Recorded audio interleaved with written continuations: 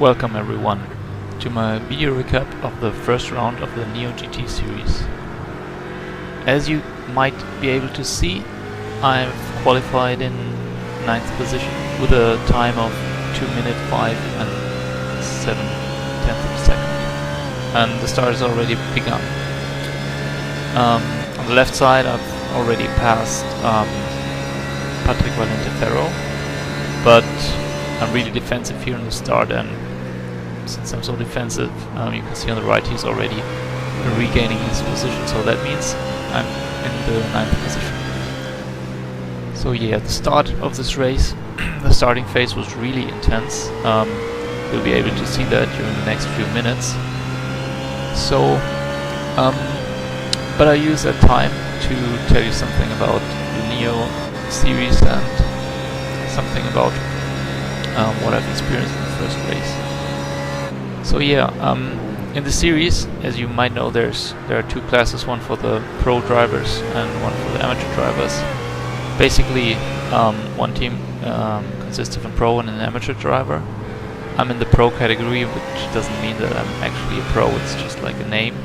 And it means that I have more than 3000 iRating, and my amateur colleague Heinrich Lorenz, he's got to have below 3000 of iRating.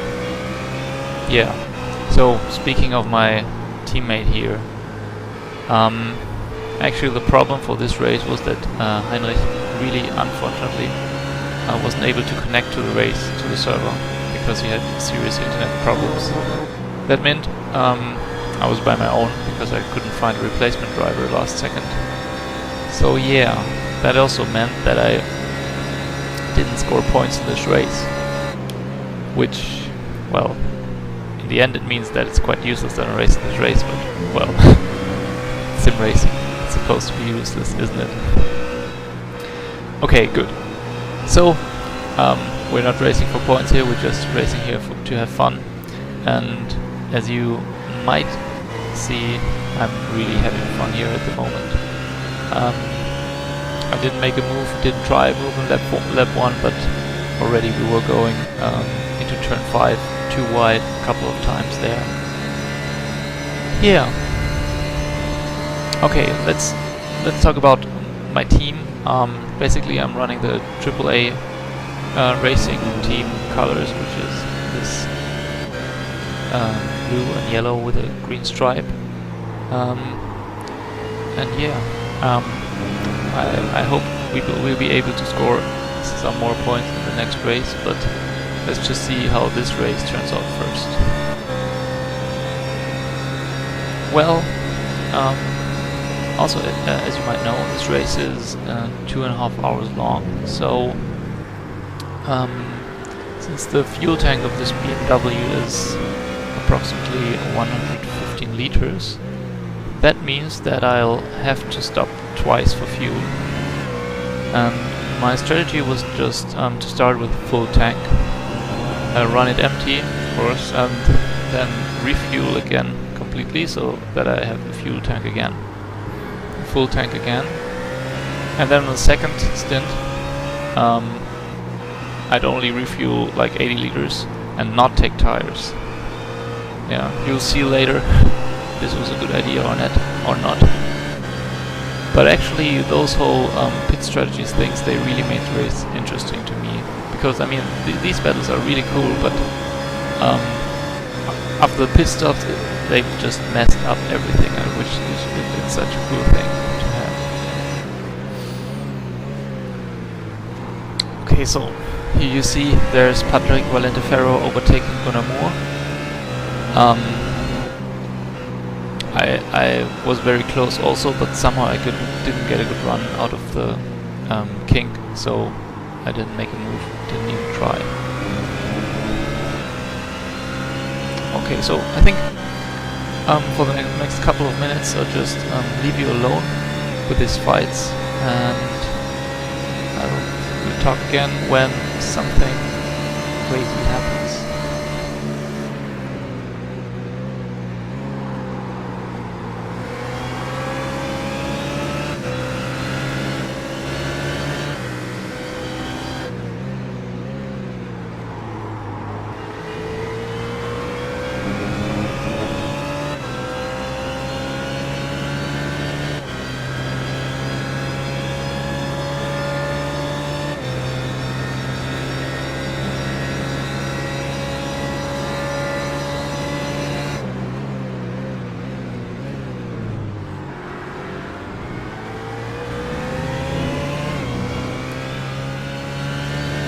So now we're still in 9th position. I've skipped some laps because really there wasn't that much happening. It's still only the guys in front of us fighting, and I'm checking if I got the pace to stick with them, and really want to see what they're doing rather than overtaking them, because somehow I didn't think I was quicker than them. I thought it was the draft which was keeping me at their tail, which for some guys was definitely true. Yeah, still in 9th position, as I've said. That's also something you can see on the right, and it might be a bit confusing to you or something new, hopefully, because sadly I'm not able to record the live footage from my gameplay because I'm running triple screens, and in my opinion it looks really weird to record triple screens. Well, I mean, you can record one screen, but then, I mean, then you don't see anything. Well, you could record all 3 screens, but that looks really weird because, I mean, you have the bezel correction and then there's something missing. So it's really not an option to me. So what I did is I took the replay, and there's a little tool called iRacing browser apps, which is a really cool thing. It's you can find it on the forums. It's not written by me, it's written by someone else. It basically it's just a server who's sending data to a browser, and in the browser you can then see the relative screen and the standings and so on. The problem with this is that it's not really working in replay mode, because it's using the live data iRacing is sending. But fortunately, the most part of the code is open source, so I was able to look into that, and just had to make some tiny corrections, and I was able to regain this F3 screen information. So yeah, it took me quite a while to make this work that way, but I think it's much better this way. I always miss the F3 information when I see someone's replays broadcasted. Yeah, I hope you like it. The bad thing about this whole replay thing, wow, there you see me really struggling. And the bad thing about this replay thing is that somehow it didn't save my replay. And so I had to take the replay from which the Neo team provided. But that means actually that it's not taking the full data from my perspective. This is what you see by the steering wheel movement. It's kind of odd. It's not really fluent. It's like in steps of 10 degrees or so. Yeah, that's why that wouldn't have happened if I took my replay, but somehow it didn't save. So yeah, that's unfortunate, but I hope this will improve for the next race, which I'm really also planning to make a video recap on. So yeah, during this lap, by my talking, I've somehow forgotten to mention what has happened, but I mean, you have seen it. I'm really close to Stefan Muisela there, and that's really odd because, in my opinion and by my experience, Stefan is a much better driver than I am. And I mean, it's obviously because he's in the roof and I am in the BMW. So for the first weight, as you might know, there was no weight ballast for the BMW, and really that meant that the BMW is much too quick. So those two drivers in the other cars, which are Stefan Muisela and Anders Dahl, they're really doing a great job keeping up with us, and well, maybe holding us up a bit, but they are damn quick drivers, and a lot quicker than us BMW drivers around them. So yeah, I hope you enjoy what you see. Maybe I can talk a bit about how I made this video, because it's really, I'm not that experienced in video editing stuff, and this is my first bigger project. And by bigger project I mean it's the first project I'm not using Windows Movie Maker for. So actually what I chose is this nice open source software called Blender. And I don't know if you know it, but to me, always I thought this is a 3D software, 3D modeling software. But actually, it's capable of also doing basic non-linear video editing stuff. Oh, and here you see Stefan go wide, and I try to overtake him, but I cannot make it stick. Okay, sorry for the interruption, but it was just too tense. Yeah, Blender is a really cool tool, but some things are really hard to do to make in this program. Yeah, I think the output is really nicely rendered, but for example, to make those transitions between the scenes, it's just a pain in the to make, because you have to, or I haven't found another way, but to make them, to create them separately, each of them, and I have to set the duration of the transition and create the transition of the sound apart from that manually. So yeah, kind of a bit of hard work. And again, here you can see Stefan go wide, and I try to make it stick here on the outside in the carousel, but really he does a great job of keeping me off. Somehow I feel like I should have overtaken him long ago, but he's making it difficult for me. Yeah. For your reminder, you can see it on the bottom right. I'm still in 9th position, and this battle is for 8th position. So here I try to go around the outside, but really that wasn't really trying to make a move, but more like forcing him off his line and to see if I can gain something. Probably a stupid idea, because by doing that I slow us both down. And you see what happens. Immediately we both lose time to the guys ahead. So yeah, most probably not the most intelligent driving there by me in the beginning, but really at this moment still I didn't know where I was really compared to the others. It was so weird to fight with Stefan there. I'm not used to fighting with him. I'm used to driving further back.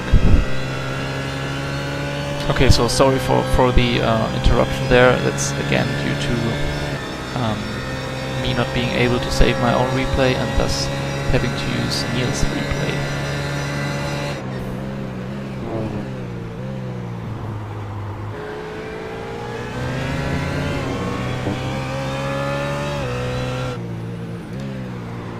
Yeah, you can see I've lost some space to the guys in front, so that's quite unfortunate.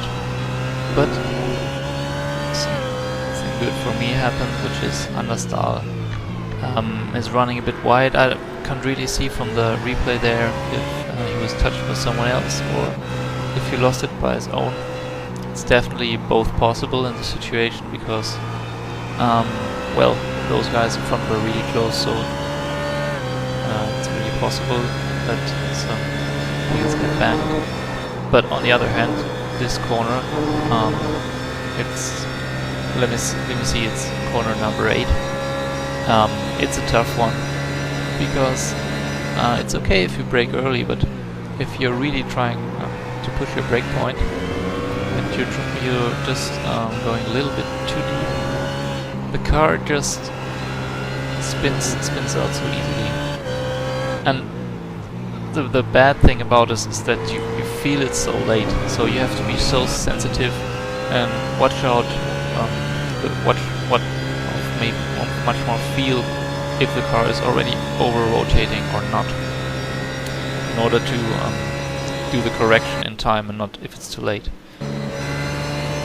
It's already difficult in the BMW, but I think it's much more difficult in the roof, which I have experienced last season in the official series, because I mean somehow the roof really has a lot of rear grip.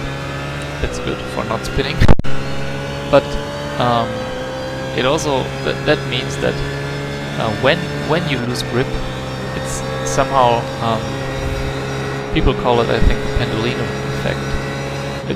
It's a weird feeling. As long as you have grip, everything is okay, of course, but if you lose grip, it's suddenly breaking apart the grip, probably because there's so much load on the rear tires. Well, that's my explanation. I don't know if it's correct, but suddenly the rear breaks loose and it just snaps on you. You cannot do anything about it because I think the rotational impulse is so big. I don't know. That's my explanation for the pendulum effect. I don't know if it makes any sense, but it's definitely what I've experienced last season. And with the BMW, which is a front-engine car, I feel, first of all, it has way less grip on the rear, especially in slower corners, which makes totally sense because it is an even 50-50 weight distribution. Not like the Porsche, which has like probably 80% of weight on the rear. But when the tires lose their grip, it's like a smooth transition between having grip and having no grip. At least at the first stage of this transition, it's really easy to catch the slide. So yeah. I mean, there's a certain point in the slide where you're not able to catch anymore, which is my opinion, which is hopefully a problem with the tire model, because somehow I don't want to believe that it's that hard to catch a car just going sideways. But I don't really have experience in real life racing, so and I'm not really going sideways on the road, so I can only, guess. Yeah, so let's hope that in this race we will not examine about those spinning theories, if you want so. Yeah, I'm really talking a lot about other stuff, but let's just recap what we've had here. Started in 9th, then game position went 8th at the start-finish line, but lost that position immediately back. So I was driving around in 9th position for quite a long time. Then, one lap ago, you saw Anders going a bit wide there, come into the carousel. So that means that we are now 8th position.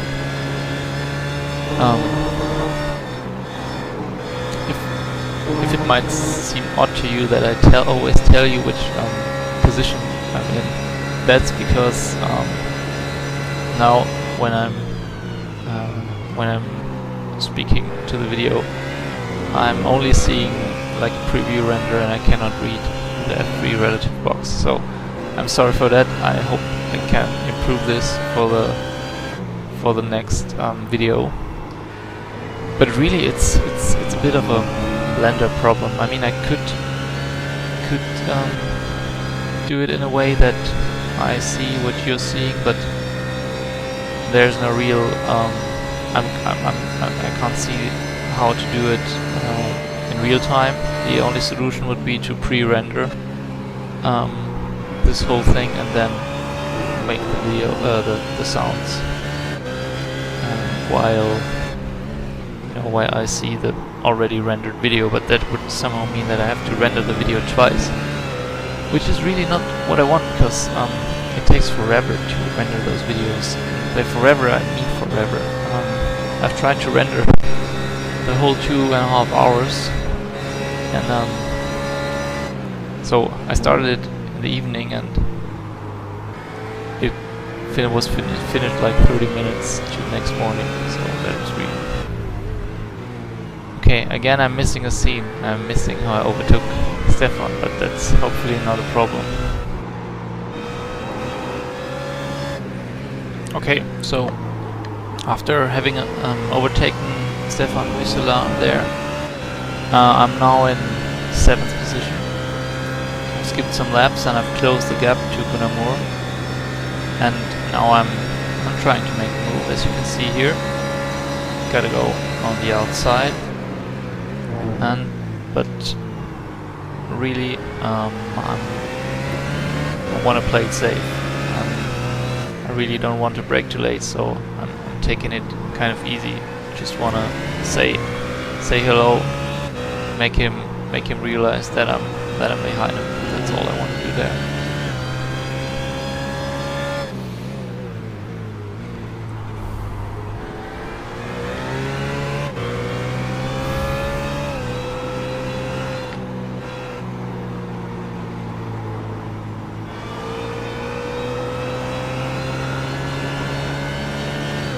So yeah, as you can see me going there through the carousel, you might notice that I'm losing some time in this corner, and I'm really gaining here on the straights. That's due to my setup. I think it was okay for this track, because I mean, Road in America is just such huge long straights. I mean, basically you have 3 straights which are each incredibly long, and that's why I went for the least wing possible. I went for -3 wing. But the weird thing is that I didn't... the reason why I did this was not really because I wanted to be so fast in the straights. I mean, the reason was that I was not able to get this car to rotate with more wing. And yeah, there's one reason for this. I didn't realize that I could increase the rake of the car, which is really adding front downforce. So in my preparation for the Silverstone race, I've now increased the rake to its maximum, and then I was able to increase the rear wing a bit and still have a car that rotates. But it's a weird thing with this car, with this BMW. It really, I can make it rotate with higher wing settings. So somehow, I mean, for me to put on high downforce on the rear, it's not really useful if you don't have an adequate amount of downforce in the front as well, because then you just make your car push.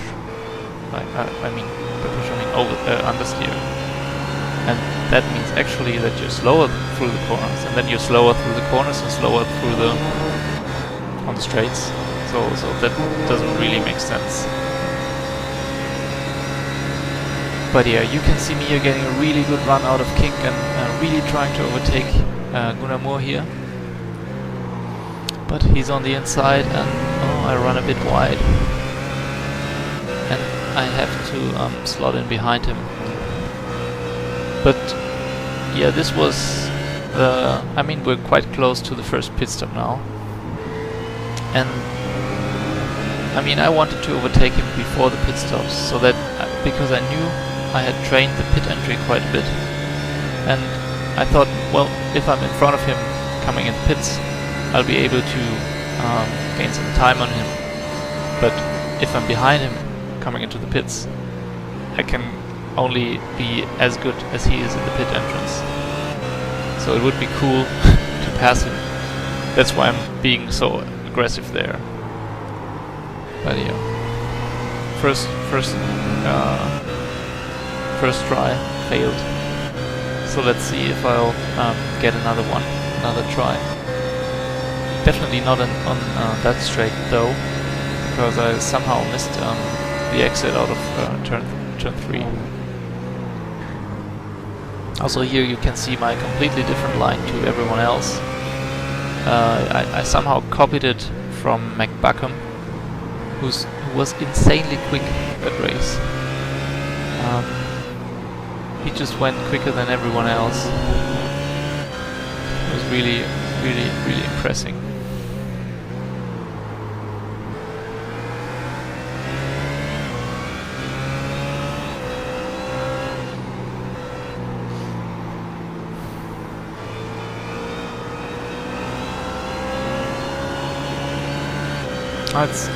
Sadly, it's difficult to see in the replay, but I really could rotate this car there coming out of the carousel just by being on the throttle. And yeah, here I'm really close again. He's somehow giving me enough room.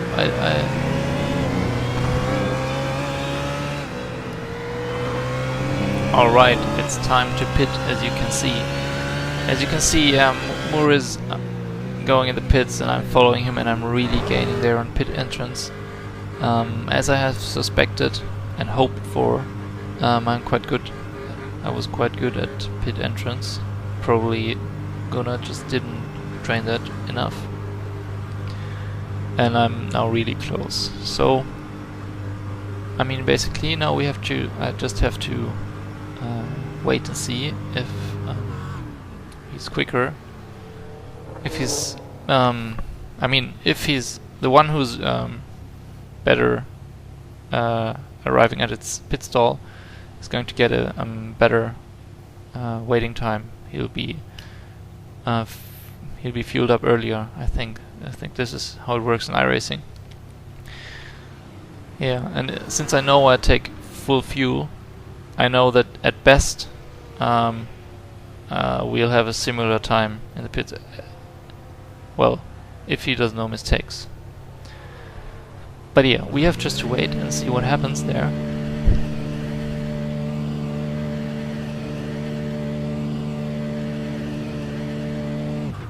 Okay, and there we go. I can go and see Gunnar is still standing. So yeah, even though I took full fuel, I somehow overtook him in the pits. So that meant that probably he didn't hit his pit box properly. Now we're in 7th position after having overtaken Gunnar Moore in the pits, and we got Mike Tunisian behind us. You can see him there right next to me. Somehow he's had a run on us, and I cannot really defend here, and I gotta let him by. So that means again we're in 8th position. Here you can see my -3 wing setting is helping me on the straights, and I can try to attack him back. Let's see how this turns out. Actually no, I was not able to make the move because I was on the outside, and you can see what happens on the left of us. Gunnar is overtaking us back. So after all, that was not such a big success. I mean, I overtook Gunnar in the pits, but now I lost it again. I even lost one spot more to Mike Tunisian, who is running wide there, but actually he can't keep his position easily.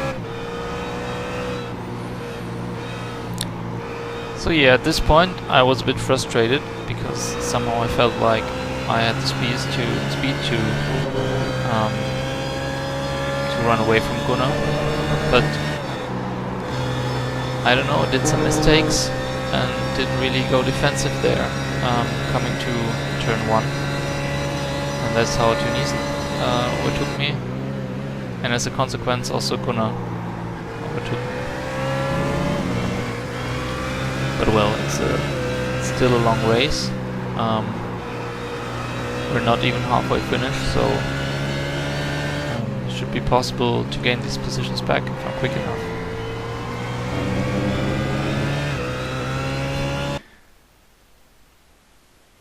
I'm sorry for these interruptions. Next video definitely they will be not there because, as I have mentioned, it has properly saved my video file, my replay file. I'm sorry.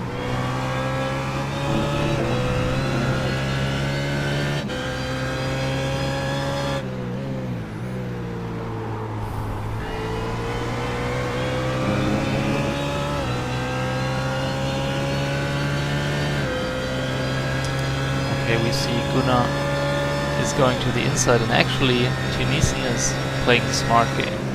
He's just letting him by, which is clever because by all these battles we lose so much time, and here I'm doing the not so clever thing. I'm squeezing on the inside there, and still I'm not able to make a move. So this is really stupid for me somehow.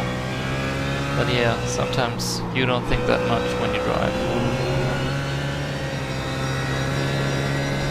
So you can see I'm quite back. Those two in front are battling, and actually Gunnar Moore, he has a bit of a wiggle and he defends the inside. I tried to make a move on the outside, which is not really clever again, because really there's no point, there's no way I can make this pass. But let's skip to the next scene. Again coming to turn 5. Now we three of us are really close, and I somehow have to back out of this because both of them, they block the road. They are fighting against each other. And whoa, here you can see it. Mike Dunewson has a wiggle and goes right, which means actually that we're gaining one position.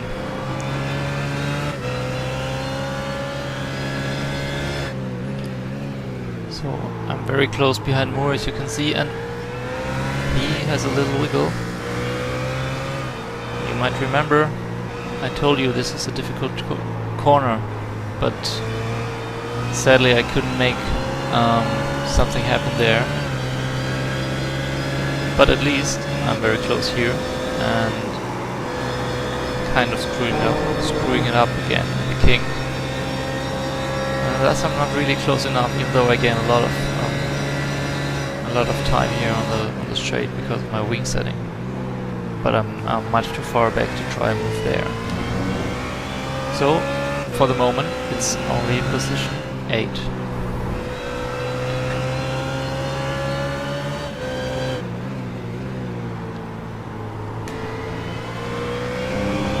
Alright, I'm still behind Moore.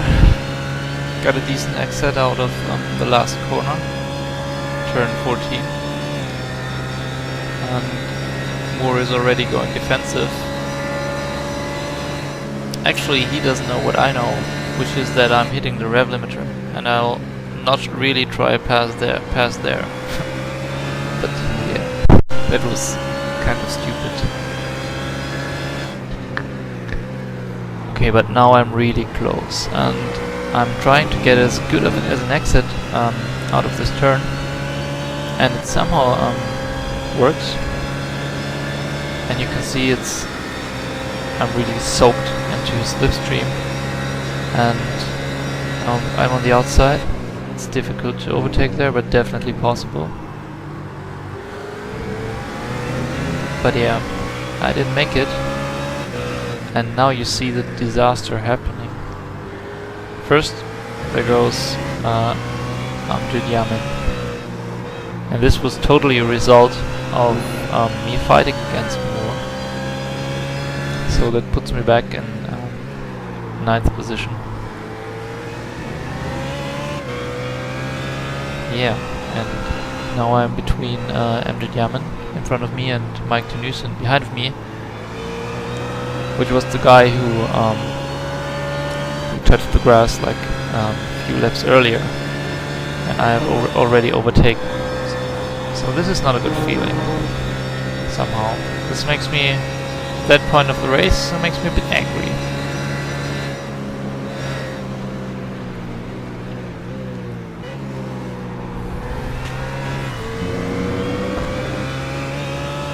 But yeah, it is how it is. At that point of the race I thought, well, maybe I can overtake him back. I didn't really feel I was slower than him, so it definitely should be possible in theory to overtake him. But really, I felt on this track, the slipstream was so deciding.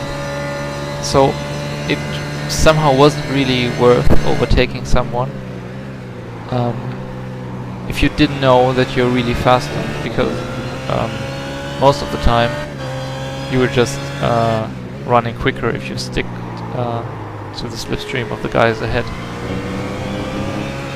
Of course not if you're fighting all the time, then it's costing you time.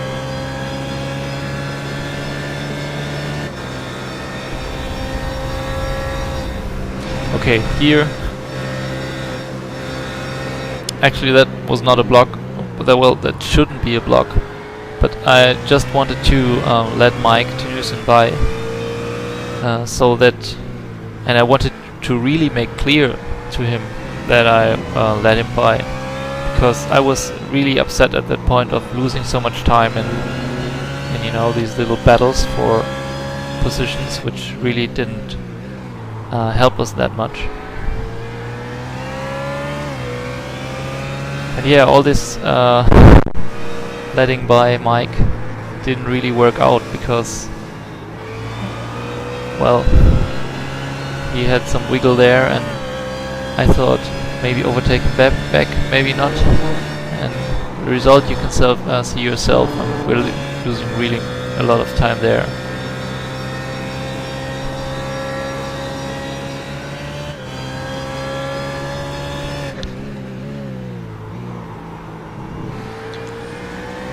So, what do we see here? Well, actually we see old known from some laps before, which is Stefan Muisela. It's just between Mike Tuniusen and Amjad Yaman. Sadly, the gap to Amjad Yaman has become quite big, so I'm not really happy about that. But I'm happy about that we closed up to Stefan Muisela again. And actually, I'm not really sure what happened there, but it seems as if Stefan's car is damaged in front. I couldn't really see it on the broadcast where this was happening, neither in the replay. But he seems to have it seems to affect his speed quite severely. Maybe that's why we were able to catch up again. Yeah, so here I'm really close, but my rev limiter, you know, chose the wrong gearing, so I'm not trying to move here. Instead I'll wait for the next opportunity. So I try to get a good entry here, even better exit, which kind of is screwed up by the fact that Stefan got a bit too deep into this corner. But still, his straight line speed doesn't seem alright anymore, so I can almost just drive by him as if I had a DRS spot. And yeah, complete the pass. So this puts me in 8th position. And this actually puts me in 7th position. I didn't expect that.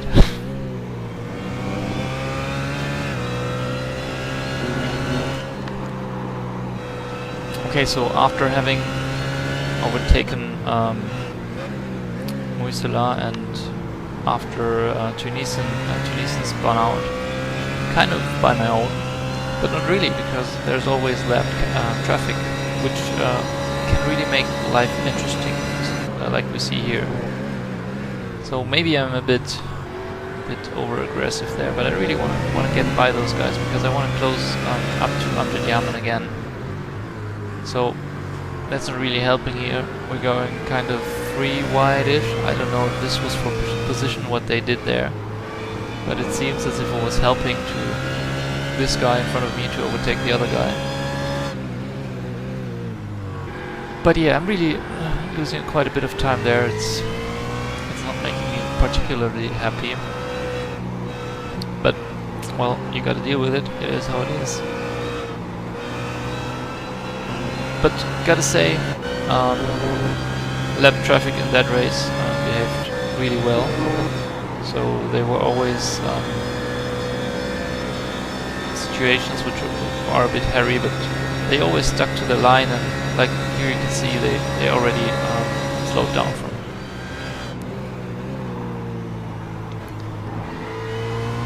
So it seems seems it's pitting time again, and guess who's in front of me? It's Gunnar Moore.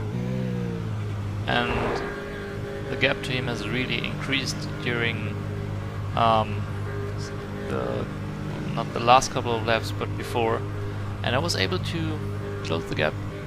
It was, you didn't see it, but it was at some point it was like 5 seconds, and now I think it's back to 2 seconds maybe. And I'm really hoping that I can again have a better pit stop than he does, which might bring me even closer to him. So yeah, this race definitely, I seem to have a really good pit entrance.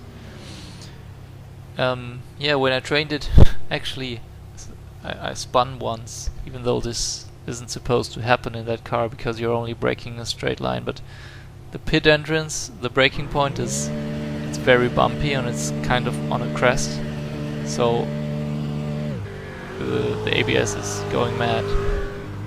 And it's happening exactly what I was hoping for. I'm gaining almost a second in the pits, and I'm now right behind him. Also, here I didn't take tires. That means my tires are still at pressure and really good. So I'm already feeling that I'm quicker than him. It's probably because he took tires. So now, because he on fresh tires and on a heavier car, you just do those mistakes. What I just did there, and I could easily overtake him. So yeah, that actually puts us into 5th position now, which I think is quite good for the moment.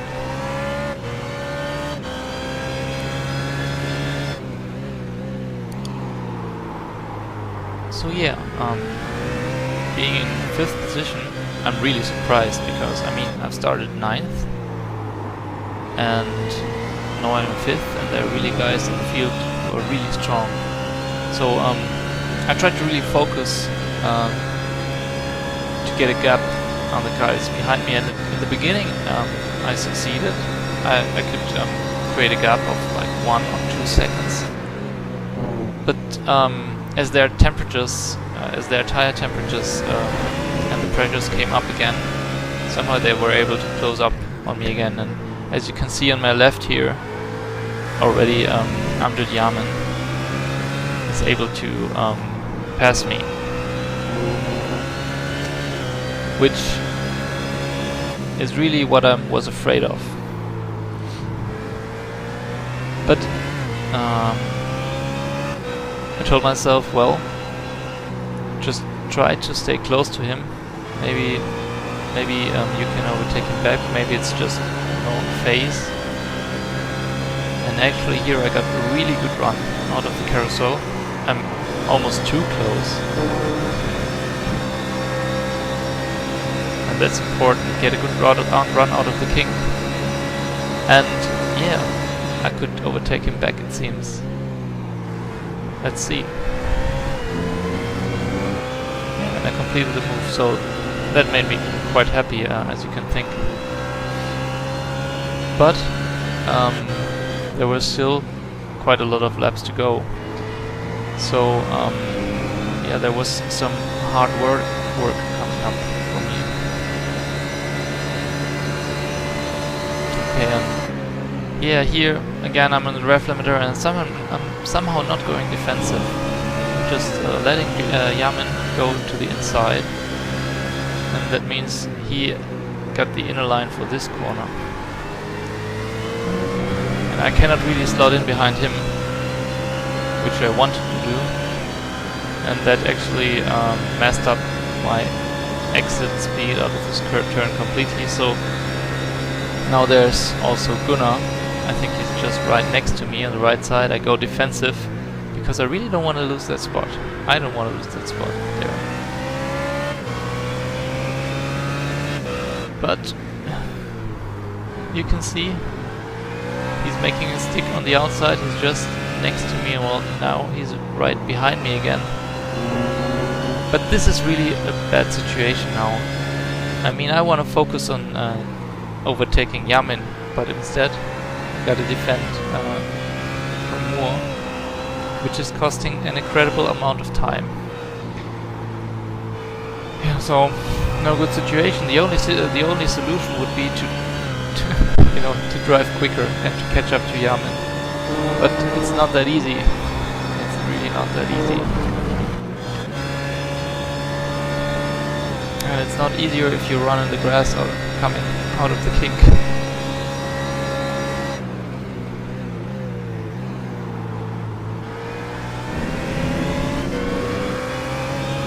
Yeah, so Gunnar is right next to me, but he'll never make the move in that turn because I'm on the inside. Which is fine that so it's fine that I'm defending my position, but I'm seeing that car, that pink car of Yamin, become smaller and smaller. And again, Moore is very close. He's right next to me on the right side, but I'm not going defensive. I don't know why I'm not going defensive. Maybe I think he might be quicker. But then again,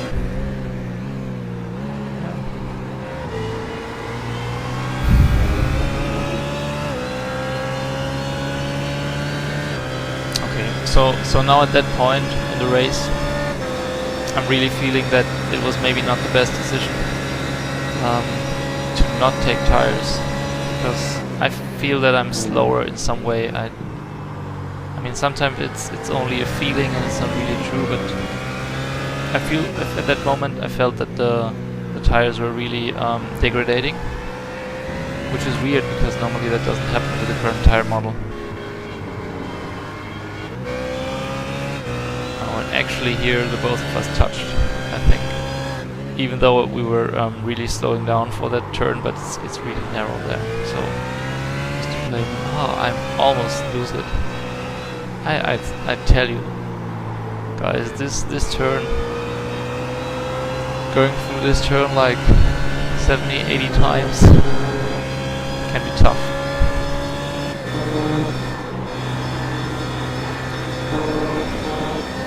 But the good thing was, I was able to overtake more, and that's always really motivating. If a guy just has overtaken you, you can immediately get it back. So that's good for your ego. So I'm still hoping that I'm able to close the gap to Yamin. But as I said, the tires are really not feeling that quick.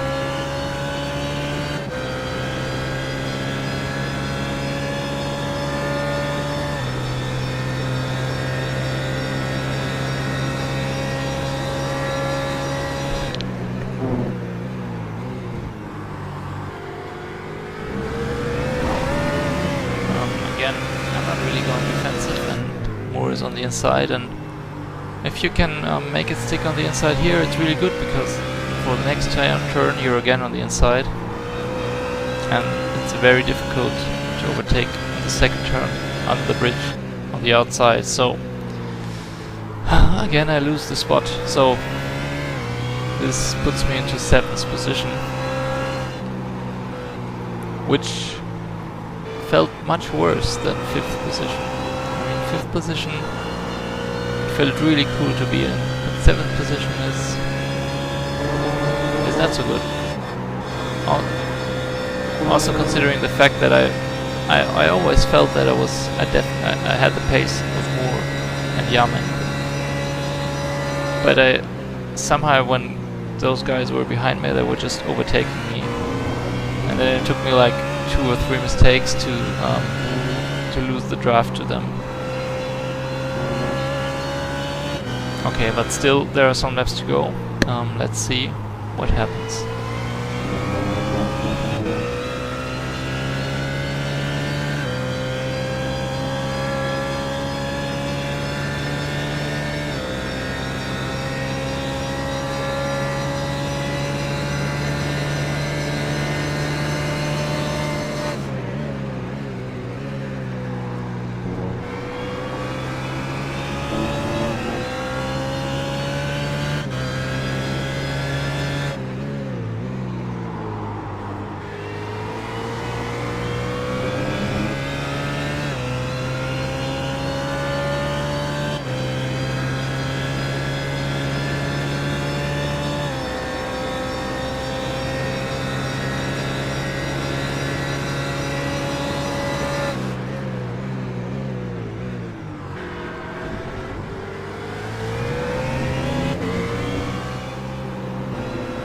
Okay, so this is the last turn of the second to last lap, and that's where we see the white flag.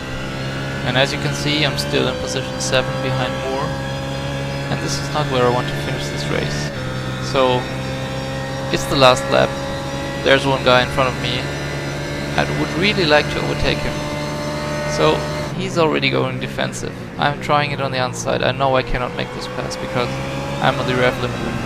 But again, I got a good exit here. I stick my nose to the inside. I'm hoping he does a mistake, and actually he does a mistake. The only problem is he just did the mistake in the wrong spot. I mean, or yeah, actually he made me slow down even more. So, but I get another chance. I try it on the outside there. I'm not going wide. I want to force him to a very narrow line, but I can't make it stick on the outside. So I'm back behind him again. I know that due to my low wing settings, the next two corners are not really my speciality.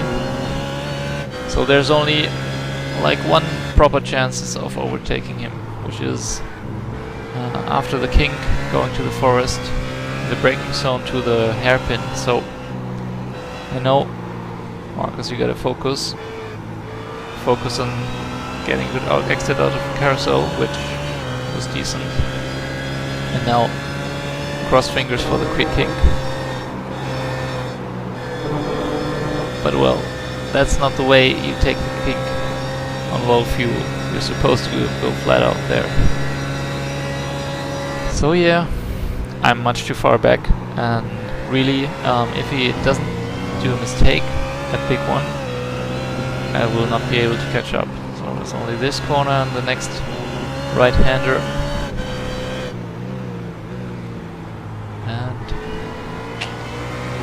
here you can tell this is not working. So, in the end, I finished in 7th position. There were some guys in front of me crashing. For example, Mac Beckham. He led a good part of the race, and then sadly he crashed. So this is one position I got for free. And I mean, also Anders and Stefan Muysela are not really in a competitive car, so these are 2 positions more. But still, it was a 7th place, and it was quite happy. I was quite happy. So I hope you enjoyed the video, and I'll definitely make a next one from the Silverstone event. Okay then, until then, see you.